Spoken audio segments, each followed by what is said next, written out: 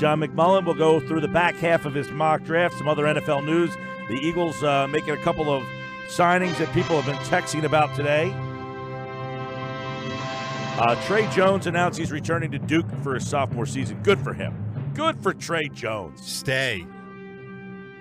If Zion Williamson announces that he's going back, he will become my new favorite player. And I will even succumb to saying that I think he'll be a transcendent player. Wow. One more year. All of a sudden, the next LeBron. We asked, and I want the listeners that play along and send text messages in. And then at the end of our conversation with McMullen, we'll go through them. 609-403-0973. Which NFL or NBA team is the Texas Tech of their league?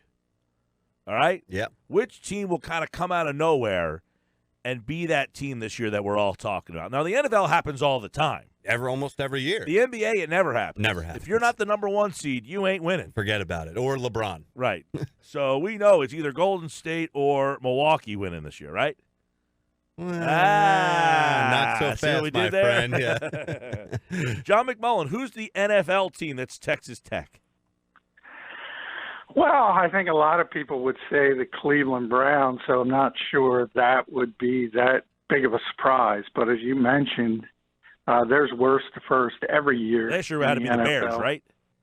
Yeah, and I think there's a reason. Now you kind of look at the Bears and say, they're probably not going to be as good this year because of the first place schedule, and things become much more difficult. So you always look for those teams that have potential. Cleveland, the most logical one. Talked about it, I think, Friday on the show. The New York Jets as well. I think they have a chance, especially if Sam Darnold turns the corner. I think they're adding some significant talent. So I think they're going to be better than people think they are. John, before we get into the mock, the Cleveland Browns right now are getting a ton of hype. Like I saw somewhere on one of the betting websites, betting companies, the Browns are have the fourth best odds to come out of the AFC to get into the Super Bowl. They're trying to get people to throw money down. Yeah, that's not real, right? Well, I think it's legitimate to say you see all the hits Pittsburgh has taken for the first time in a really, really long time. You look at that AFC North and say, hey, the most talented team, just pure talent, is probably the Cleveland Browns. And that's how quick things can happen, how quickly things can happen in this league. And then you have to see how Baker Mayfield does. It's always difficult for quarterbacks. People never put that into the equation. Usually when you have a breakout season, whether it's a rookie year, second year, that's what defensive coordinators spend their spring and summer doing, is inventing ways to sort of stick a spoke in the wheels. So it's generally not a straight line up when you talk about the ascension of quarterbacks. There's hiccups, and people are going to adjust and back. And there's a lot of young quarterbacks that don't expect that, and they have difficulty with it. So I think you have to wait and see. A couple other things you wrote about the Eagles dipping into the AAF talent pool. A couple of names they brought in here. One has been here before. The other was the AAF's leading wide receiver. And the third is a quarterback who has a pretty interesting story. Yeah, Greg Ward is back. So he was here really from an undrafted free agent, spent a lot of the Super Bowl season on the practice squad. Also started last season on the practice squad. So people are pretty familiar with him. Charles Johnson, maybe the AAF's best receiver, very productive in that league, very lanky, very big, 6'2" guy, can run. But he's 30. He's been around for a while. He was with Minnesota for, I think, 3 or 4 years. It's going to be interesting to see what the Eagles think of him and maybe if he's turned a bit of a corner. But you start thinking about 30-year-old receivers coming out of minor leagues. I think that's going to get more hype today than it probably deserves because he's been around, as I mentioned, for quite a long time. And then the Eagles needed a third quarterback, and behind Nate Sudfeld, Nick Foles obviously going to Jacksonville. And we'll see. I think they'll still add to that position as well. I don't think they go in here and say it's going to be Nate Sudfeld, the backup, Luis Perez, the third-string quarterback. I still think they need more competition, whether that comes from the draft. It's going to be very hard to get any veteran of any consequence at this stage. Yeah, and I want to further the quarterback conversation with Sudfeld there because he's the favorite going in to be the backup there. They bring in somebody here, but do you think a draft pick will also be kind of entered into the mix for that spot? Yeah, I think they're going to bring in another quarterback, certainly, and it's likely going to come from the draft. Obviously, if you go the undrafted route, it's not going to have much consequence. Maybe you battle for that third spot, but certainly not pushing Nate Sudfeld. So it's a question of how much they believe in Nate Sudfeld. I certainly don't think the Eagles are going to take a quarterback early in the draft. They have this 2 second-round picks. They don't have a third-round pick. So I don't think you have to worry about it through the first 3 rounds. But on the third day of the draft, I do expect him to take a potential developmental type for down the road and to try to push Nate Sudfeld if they catch lightning in a bottle. Yeah, I know with Sudfeld, a lot of the stuff with him was, all right, he's been the third stringer for 2 years, so he has essentially a 2-year head start on anybody that would be coming here to compete. But my question is, do you think that they could bring in a more veteran guy to compete with him? Well, that's what they wanted to do. That's what Doug Peterson and Howie Roseman both said. They didn't want to just hand him the backup job. They wanted him to compete for it.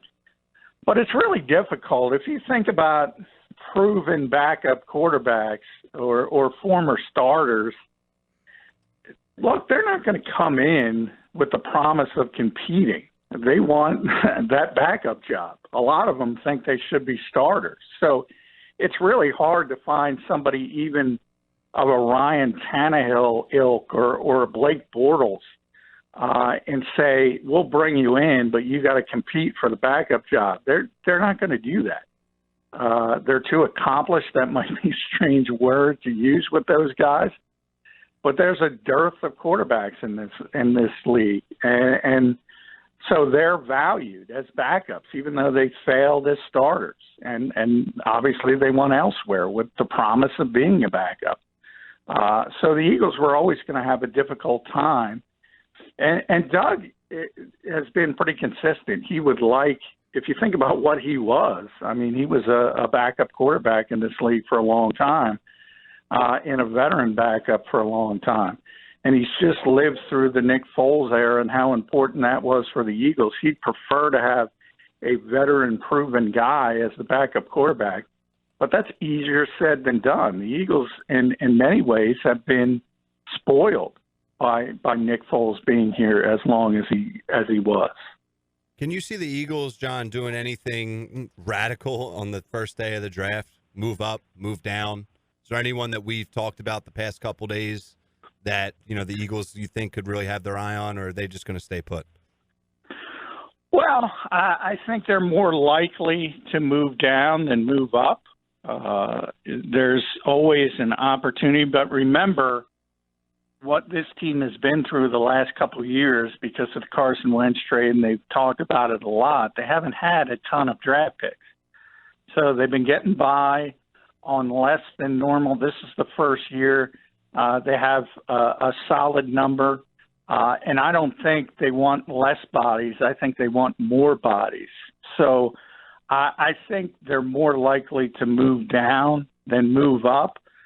Caveat to that is if there's a player they really, really like and rate above and he starts dropping, then you start having those conversations. But if you're putting odds on it, this team wants more bodies, not less bodies, and that means trading down is a more likely scenario. All right, John McMullen's mock draft is up. We've been picking at it for the last couple of days. We gave you 1 through 5 and then 6 through 15 yesterday. We'll look at the back half of John's mock draft now here on the Sports Bash. We stopped yesterday at number 15 where the Washington Redskins took receiver DK Metcalf out of Ole Miss.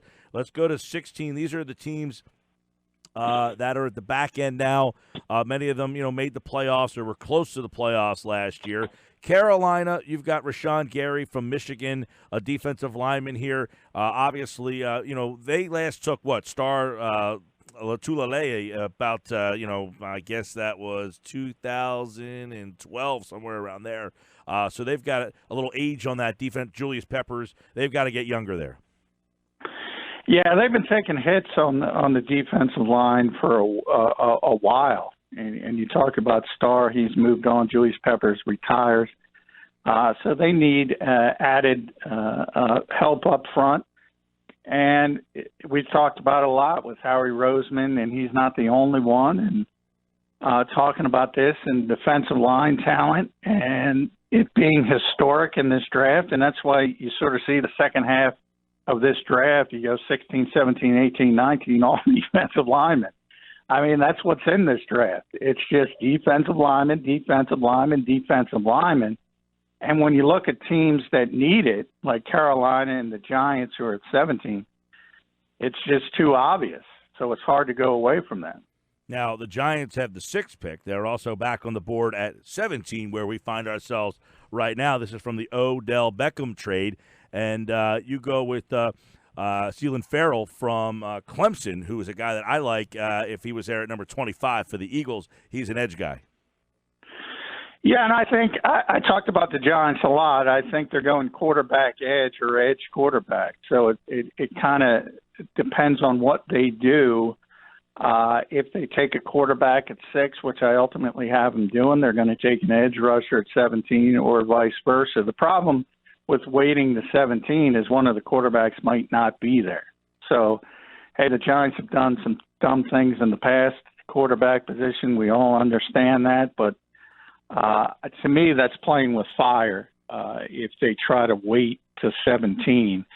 And we'll see how they go about it. But, again, you can kind of assume that they're going to go quarterback, edge rusher, or vice versa. At 18, John, we have the Minnesota Vikings, and you have them selecting D-tackle Ed Oliver out of Houston. A lot of Eagle fans are hoping that he gets to Philly.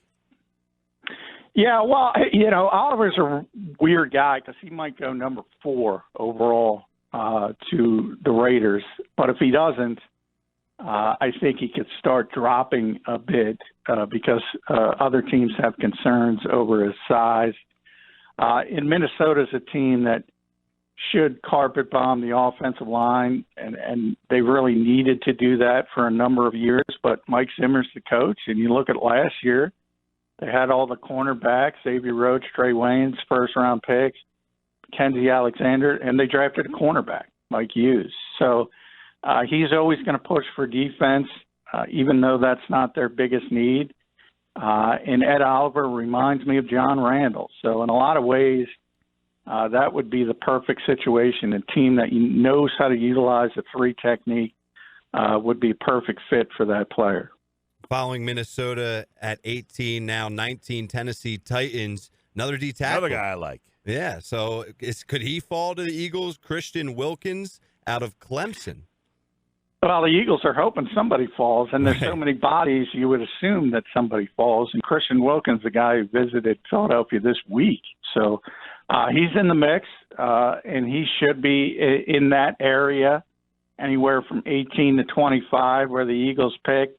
Ultimately, I don't think he's going to get to Philadelphia, and that's a player you'll probably have to go up and get. Same with Ed Oliver. So if the Eagles do fall in love with a player like that, they are probably going to have to lose draft picks, and I'm not sure they want to do that. I have seen some mock drafts today, actually, having the Eagles moving themselves up. I think it'll be interesting to see if there was somebody, John, that they really, really liked and had to move up for. Do you feel like they have their Christian McCaffrey? I haven't gotten that feel yet, but it's still pretty early. You tend to get that feel from people in the organization the week before the draft, and we'll see. There's still April 17th, I believe, is the last day you can have visits with players, and your top 30 visits. Eagles are filling those up quickly. So we'll know at some point, probably later, closer to the process. But there's so many bodies on defensive line, and the Eagles have a need more so at defensive tackle than edge, but they still wouldn't mind adding a body outside because of the age considerations with Brandon Graham, Vinnie Curry, Chris Long. So ultimately, I think they're going to get as we'll see in this draft, they're going to get a really good player at 25, and they can just sit there and get them. But the question is, do you love somebody so much that you want to go up and get them? I don't know if the Eagles will be in that position. Let's get to number 20 at Pittsburgh. They obviously lose Brown, and you say they're going to replace him with Brown. Yeah, Hollywood Brown for Antonio Brown. And that's Marquise Brown from Oklahoma. Hey, the Steelers have taken some significant hits. We just mentioned the Cleveland Browns, and it's kind of weird to say the Cleveland Browns are more talented than the Pittsburgh Steelers, but that's where they are. And they got to start adding now on the offensive side of the football. For so many years, that's been the strength of that team with Ben Roethlisberger and Antonio Brown, Le'Veon Bell. Now 2 of the 3 are gone. Juju Smith-Schuster's turned into a really good player, but they need more. Marquise Brown makes a lot of sense for that team. Yeah, we're looking at John McMullen's mock draft 1.0. It's at 97.3, ESPN.com. Divvying it up here to Houston at number 23. Andre Dillard, Washington State. That's a team that had a good team last year, and he was on that offensive line for a team that was in the national championship race for a while. Yeah, I mean, Deshaun Watson was sacked, I think, 62 times last year. And part of that is just the type of quarterback he is and the fact that he tries to extend plays, but that's too much. And they have to solve that issue, sort of like Minnesota. I mean, they have to carpet bomb the offensive line. They got to get better up front. And Dillard makes a lot of sense for that team at 23. It's a high-level prospect that late in the draft because there's so many good defensive linemen. Now, we talked earlier because you had a top 10 tight end in here, and a lot of people like Noah Fant from Ohio as maybe the best tight end in this, or one of the best, couple tight ends in this draft. But you have a couple of tight ends going in the first round. Tells you how good that position and what they're thinking about that position around the league now. And you've got him going to Oakland. Yeah, I think it's going to be fun. Or Josh Jacobs at 24 for the Raiders, and that'll kill a lot of people in Philadelphia because they always seem on the cusp of getting a running back. But I don't think the Eagles would take Josh Jacobs if he was there anyway. So people can breathe a little bit with that. And John Gruden is slowly adding to that team. And I mentioned when everybody made fun of him for getting rid of Amari Cooper and Khalil Mack, they didn't wait for the back end. Now all of a sudden you see some of the talent they're able to add, Antonio Brown, and they have all the first-round picks. Now you're going to see the back end of it. We will get from 25 down where the Eagles pick on tomorrow's show. So check out the mock draft at 973ESPN.com if you want to see who John has going to Philadelphia. If not, you'll have to wait till tomorrow when we divvy up the back end of the draft where we will be at number 25 tomorrow, and that will get us to the Philadelphia Eagles. This whole thing with Antonio Brown, though, do you think that this will end up that this will end up being a sad story for him, or is he just going through an interesting time of his life? Yeah, well, certainly if you're Oakland, you hope it's just an interesting time. I mean, we talk about receivers a lot in their personality quirks. Some of the great ones, Terrell Owens here with the Eagles. Antonio Brown forced his way out of Pittsburgh, and people thought he was kind of acting crazy to do that, but the crazy hasn't stopped now that he's out of Pittsburgh. So I do think the antenna has to be up.